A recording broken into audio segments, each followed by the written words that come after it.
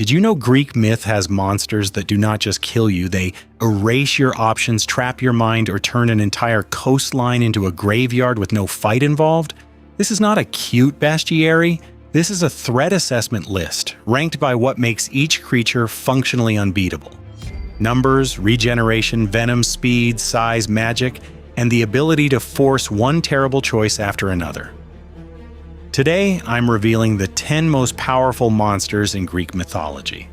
And number 1 still haunts the oldest records because it nearly ended the rule of the gods themselves.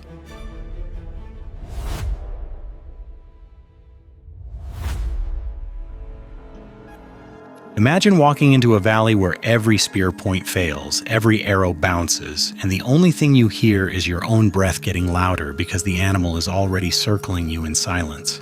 One roar, and a whole town decides to lock doors and pray. The stories place this threat in Nemea, a hard, rocky pocket of land in the northeastern Peloponnese, remembered in the orbit of Argos and the roads leading through that region. This creature is not a dragon, not a serpent, not a spirit, it is a lion, but the myth does not treat it as normal wildlife. It is a monster-class apex predator built to punish anyone who assumes steel solves everything. What makes this terrifying is not size alone. The Nemean lion ranks here because of one clean, brutal advantage: near total immunity to conventional weapons.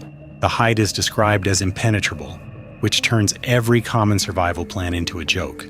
You cannot bleed it out. You cannot scare it off with pain. You cannot rely on distance, because a hunter who cannot injure the target eventually runs out of ground, stamina, and courage. The proof point shows up in the hero cycle tied to Heracles, where the lion becomes the first labor and the first public demonstration that brute force and equipment can still fail. Later traditions connect the lion's skin to Heracles' own armor, a trophy worn as a warning. Some details shift between poets, but the consistent anchor stays locked. The hide cannot be pierced, so the hero cannot fight the standard way. The signature moment is not a sword swing, it is a tactical decision. Heracles tracks the lion to its den and realizes the cave has more than one opening. He blocks one exit, forces the lion into a confined space, and takes away the one advantage a spear normally provides: reach. Then he does the only thing left. He drops the weapon plan entirely and kills the creature with his bare hands, turning the fight into a grapple where armor and blade mean nothing. This is proof that Greek monsters often win by making your best tools irrelevant. The Nemean lion is not number 10 because it is the strongest creature on Earth. It is number 10 because it introduces the rule of this whole list. If your plan depends on hurting the monster, you might already be dead. Moving to number 9, we leave the valley and enter a city where the monster does not even need claws. Moving to number 9, the Sphinx, the choice thief of Thebes. Imagine standing at a gate where the road narrows into stone. The city behind you is starving, and the monster in front of you offers a puzzle instead of a fight. Answer wrong, and the penalty is immediate. Answer right, and you still wonder what the question did to your head. The setting is Thebes, a major Greek city with deep mythic history framed in the era of early kings and public catastrophe.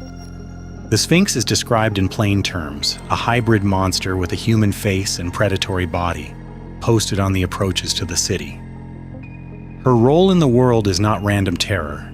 She is an enforcer of a sick kind of law, turning survival into an exam where panic becomes the executioner. What makes this terrifying is the mechanism of control. The Sphinx does not need to outrun an army. She wins by stopping commerce, trapping a population, and forcing individuals into a one-on-one confrontation where fear destroys thinking. The kill method is not complicated.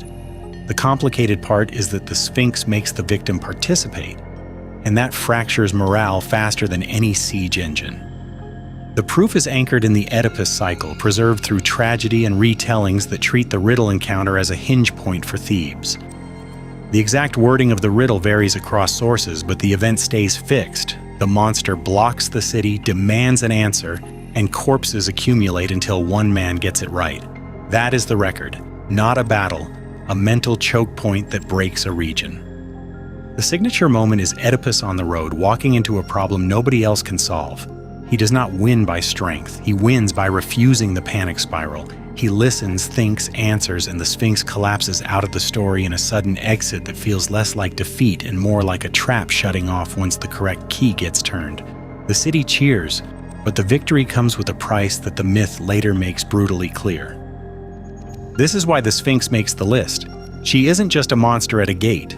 She is a system that weaponizes stress, and that is a bigger threat than teeth. In a world where one wrong answer gets you killed, the real weapon is the way your mind turns on you. Moving to number 8, we are going underground into a place built to make you lose your sense of direction and your sense of time.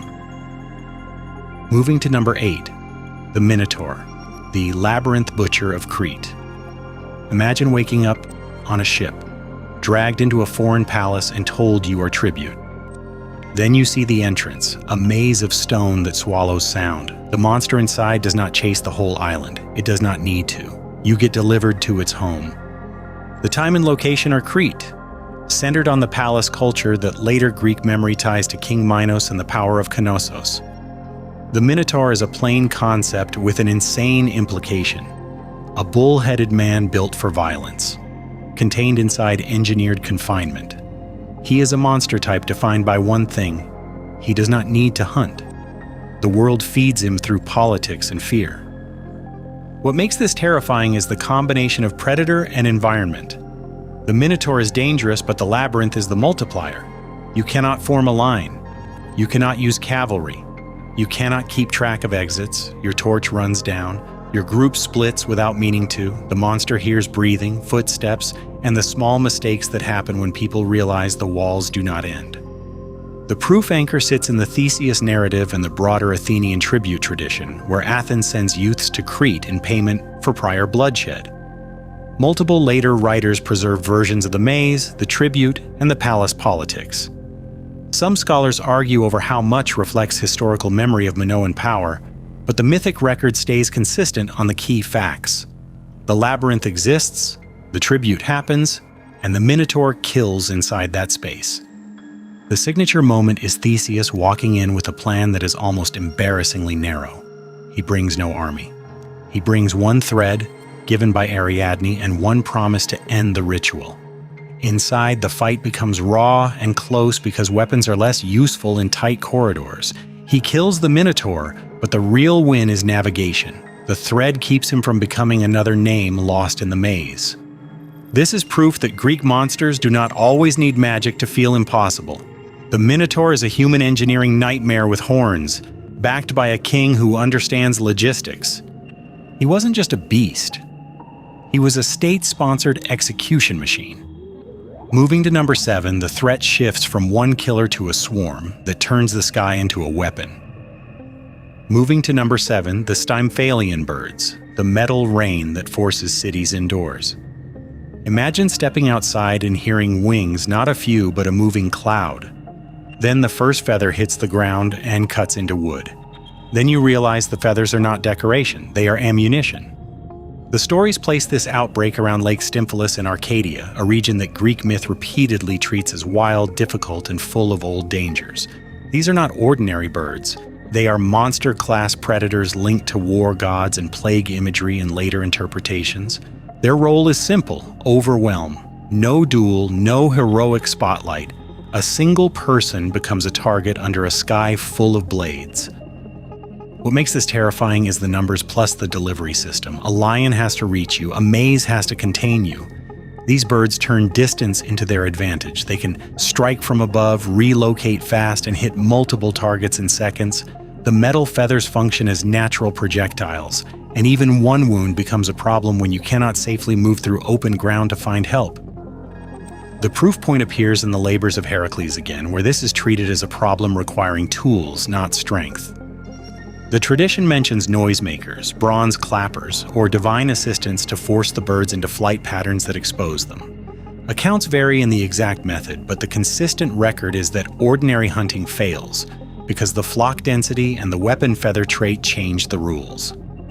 The signature moment is the pivot from hero fantasy to practical solution. Heracles does not run into the marsh swinging. He drives the birds up, forces them into a clear arc, then shoots them during the brief window when the swarm becomes a line. The scene reads less heroic and more tactical. Control the airspace, reduce the flock, survive the counterattack. This is why the Stymphalian birds sit above monsters with bigger bodies. A dragon is one target. This is hundreds, maybe thousands, turning the atmosphere into a hazard zone. In a world where every rooftop becomes unsafe, civilization shrinks. Moving to number 6, we hit the sea where the monster does not care about your army, your walls, or your prayers. It only cares that you must travel. Moving to number 6, Scylla, the six-mouth ambush that makes sailors pick a sacrifice. Imagine steering through a narrow strait with cliffs on one side and open water on the other. And the crew starts whispering because somebody spots movement in the rocks. Then heads rise, one after another, and each mouth searches for a person, not a ship. The setting sits in the straits that later tradition maps between Italy and Sicily, a real choke point for Mediterranean travel that myth turns into a nightmare corridor. Scylla is not a roaming beast. She is a fixed hazard, a monster anchored to a specific coastline. Her role in the world is to punish passage. Every captain who needs that route must negotiate with a living trap. What makes this terrifying is the design of the kill. Scylla is fast at short range, strikes from cover, and targets the highest value resource on a ship: trained crew. A vessel can survive hull damage. It cannot survive losing the men who handle the sails, the steering oar, the rigging knots, and the discipline that keeps panic from turning into a stampede on deck. Scylla weaponizes that reality.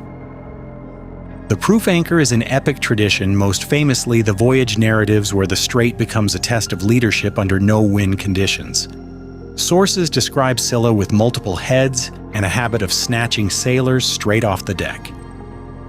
The geography gets mythologized, but the event logic stays consistent across retellings. Scylla is predictable, unavoidable, and lethal in a precise way. The signature moment is a captain choosing a loss on purpose. Odysseus passes near the cliff not because he wants to, but because the alternative is worse. The crew does not even understand the choice in time. Hands grab men, screams vanish, and the ship keeps moving because stopping means more deaths. The monster does not chase. She resets, ready for the next ship. This is proof that the scariest monsters do not always win by killing everyone. Scylla wins by forcing you to accept that you cannot save everyone, then making you live with that decision. In a world where survival requires travel, she turns commerce into mourning. Moving to number 5, the water itself becomes the monster and there is no throat to cut. Moving to number 5, Charybdis, the sea that eats ships, living disaster.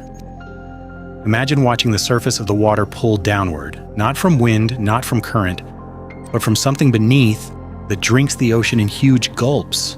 The deck tilts, the oars slap uselessly, and the horizon stops feeling stable. Then the water comes back up, and it does not care what your ship is made of. Charybdis belongs to the same strait zone in many traditions, paired with Scylla, to create a corridor where every route kills you in a different way. Charybdis is not presented as a simple animal. The records describe a monster fused to the sea, an entity that functions through cycles of swallowing and release. Her role is environmental annihilation, a recurring event that resets the shoreline with wreckage. What makes this terrifying is the scale and inevitability. You cannot intimidate a whirlpool. You cannot negotiate with it. You cannot hold a shield against water that can pull an entire vessel sideways. The danger is not only drowning, it is fragmentation. Masts snap, hull seams open, people get thrown into rigging. Then the surface becomes chaos when the water surges back and throws debris in every direction. The proof anchor sits in voyage epics and later geographic storytelling, where sailors treat the strait as a known deadly passage with named hazards. Some later interpreters debate whether Charybdis reflects real currents in dangerous waters. That argument does not weaken the threat profile in the myth itself. The story record is blunt.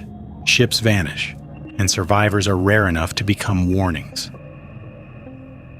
The signature moment is not a duel, it is a rope and a decision to cling. Odysseus survives Charybdis by hanging on through the pull, waiting for the cycle to change, then grabbing the chance to escape on debris when the sea releases what it swallowed. It reads less heroic and more desperate, because the monster's strength cannot be confronted. It can only be endured for seconds that feel endless. Charybdis belongs on this list because it is a monster without a battlefield. A dragon can land. Charybdis turns the whole environment into the mouth. This is proof that Greek myth understood a hard truth. Sometimes nature is the killer, and courage does not matter. Moving to number 4, we return to a creature with a body, but it carries multiple weapons in one frame, built to end the fight before it begins. Moving to number 4, the Chimera, the three-fronted execution from Lycia. Imagine riding into a rocky pass thinking you are hunting a single beast. Then you see it breathe fire, hear a second throat growl, and spot a third threat that does not even face the same direction. You do not just fight an animal, you fight a mobile weapon platform. The setting is Lycia in Anatolia, a region that Greek stories often paint with foreign danger, rugged terrain, and kings who call for outside help. The Chimera is described in plain, terrifying terms, a composite monster with lion, goat, and serpent elements, often tied to fire breath. Her role in the world is a localized catastrophe that turns roads and farms into dead zones, forcing rulers to respond before trade collapses. What makes this terrifying is the multi-angle threat combined with fire. The Chimera can attack high, low, and behind, which punishes any single focused defense. Fire changes everything. It breaks formations, ruins wooden shields, panics horses, and turns retreat into a stampede. Even a skilled warrior can lose control of the fight the moment flames hit the air and visibility collapses. The proof anchor is the Bellerophon episode, preserved through major myth compendiums and referenced across poetic tradition. The consistent record? A king sends Bellerophon on what looks like a suicide mission. He survives by bringing an unusual advantage, Pegasus, and by refusing the normal ground-based engagement. Some details of the kill method vary, but the core stays stable. Direct melee is a losing bet. The signature moment is Bellerophon choosing altitude and patience. He does not charge. He circles above, avoids the fire cone, and waits for the Chimera to commit to a breath. Then he exploits one narrow weakness suggested in later retellings, the danger of fire turning into heat inside the monster's own throat when foreign material gets forced in. The scene ends with the Chimera collapsing, not from brute strength, but from a targeted exploit that turns her own weapon against her. This is why the Chimera sits high on the list. She wasn't just a beast with fire. She was a combined arms threat in one body, forcing a hero to change the entire geometry of combat. In a world where most fighters live on the ground, she makes the ground a mistake. Moving to number 3, we enter the zone where a single glance can erase a life. And the most dangerous weapon is not teeth or flame. It is perception. Moving to number 3, Medusa, the instant death sentence. Gorgon whose face ends battles. Imagine creeping into a place so quiet that every footstep sounds illegal, and you are told one rule that feels impossible: do not look. Not because you might get scared, because the moment your eyes register her, your body becomes stone, and the fight ends without a second chance. The time frame sits in the heroic age, threaded through genealogies and royal stories that treat monster slaying as a political event. The location shifts between versions, but the lair exists at the edge of the mapped world, a place described as remote, harsh, and littered with the aftermath of curiosity.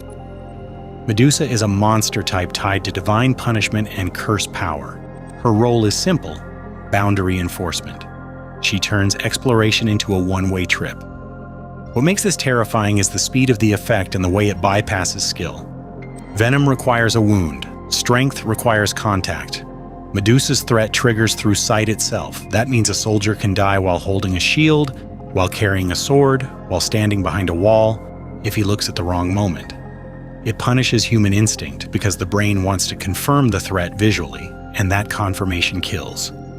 The proof anchor sits in the Perseus narrative, carried through major myth retellings and referenced in art that treats the Gorgon head as an object of power.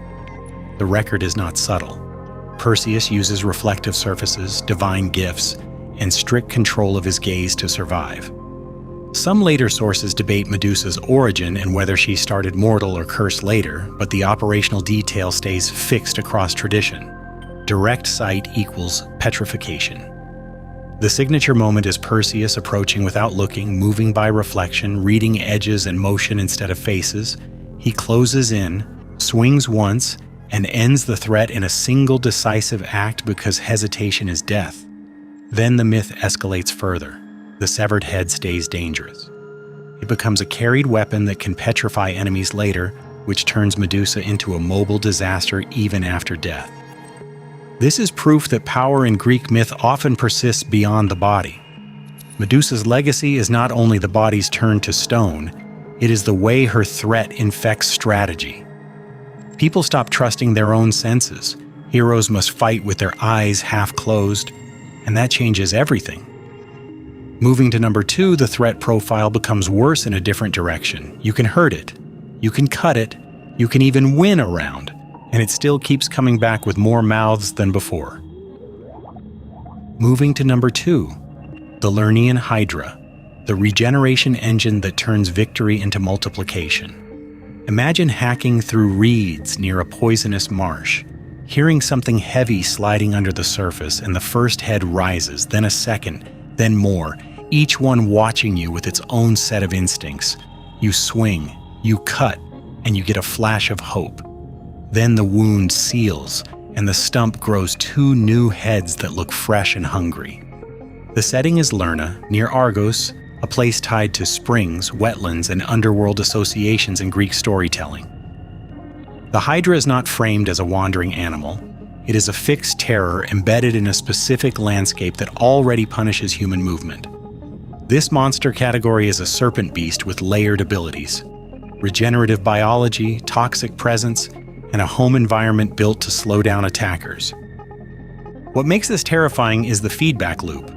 Most threats get smaller when you land hits. The Hydra gets worse. Regeneration means damage becomes fuel for escalation. Venom raises the cost of every mistake, since even a small cut can end the fight later. Then the marsh itself becomes an ally to the monster. Footing slips, visibility drops, and the smell of decay masks the warning signs that a head is moving behind you.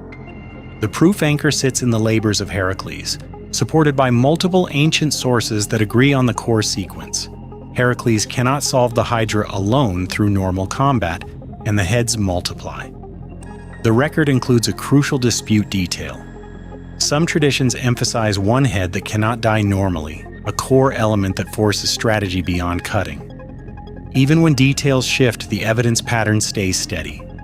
A second person becomes necessary, and fire becomes the solution method. The signature moment is the turning point where the hero stops fighting and starts processing. Heracles cuts a head, and his companion Iolaus burns the stump immediately, sealing it so the head cannot regrow. This turns the battle into a grim assembly line under pressure, because every delay means more heads and more angles of attack. Then Heracles faces the immortal head problem and solves it through containment, not pure killing, by burying it and pinning it down with heavy stone. The fight ends with exhaustion, smoke, and the realization that winning required teamwork and improvisation, not strength. This is why the Hydra sits at number 2. It isn't just hard to kill, it punishes the very act of trying. It forces the hero to bring support, bring fire, and commit to a method that feels surgical under chaos. In a world where most warriors train to strike and move, the Hydra forces you to strike, seal, and endure.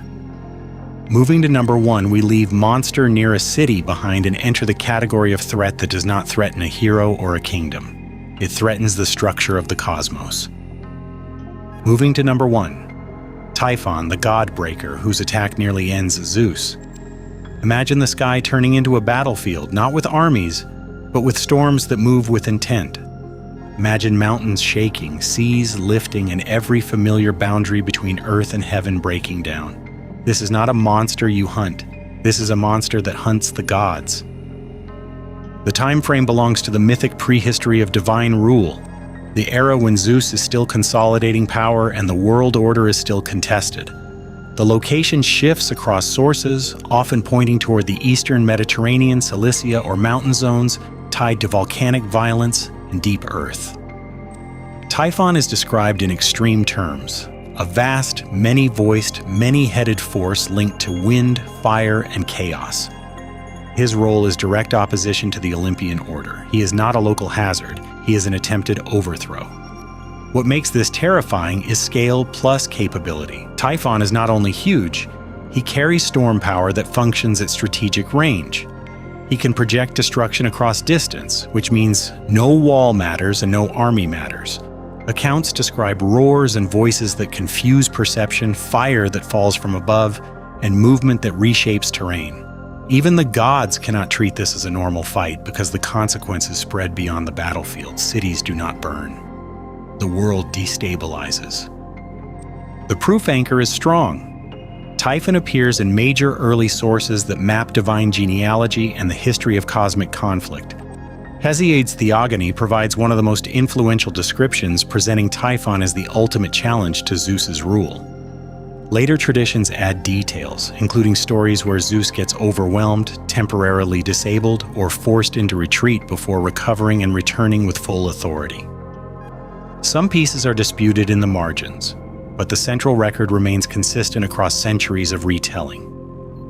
Typhon pushes Zeus closer to defeat than nearly any other enemy in Greek myth. The signature moment is the war itself, described through a sequence that reads more like catastrophe management than heroic combat. Zeus engages with lightning, trying to end the threat quickly because prolonged conflict means the world breaks. Typhon answers with fire and storm, creating a battle where the air becomes dangerous to breathe and the ground cannot be trusted. In some traditions, Zeus falls into a trap, loses the ability to act for a critical window, and the victory becomes uncertain. Then the reversal hits. Zeus returns with relentless force, drives Typhon down, and seals him beneath the earth, sometimes linked to volcanic sites that prove the monster still moves under stone through eruptions and tremors. The fight ends with containment, not a clean corpse on the ground. This is why Typhon is number one. He wasn't just a monster. He was an existential threat to the ruling power of the universe in Greek imagination. This is proof that the strongest Greek monsters do not exist to challenge heroes. They exist to explain why the gods rule, why the earth shakes, and why order feels fragile. In a world where a dragon terrorizes a valley, Typhon threatens the sky itself. That is the top of the list, and if that idea sits in your head the wrong way, good. It should. Those were the 10, not pets, not fairy tales, not simple villains, but threats that force narrow solutions under pressure, with one mistake turning into a final mistake. Call them legends, call them nightmares, call them warnings carved into old stories, but do not call them small. Now tell me in the comments, who was your favorite? And what would your survival plan be if that monster showed up in your region tomorrow? Hit the like button, subscribe for the next breakdown, and if you want another list in this format, stay close. Next time we go after the most dangerous curses and artifacts, the kind that ruin empires without swinging a blade.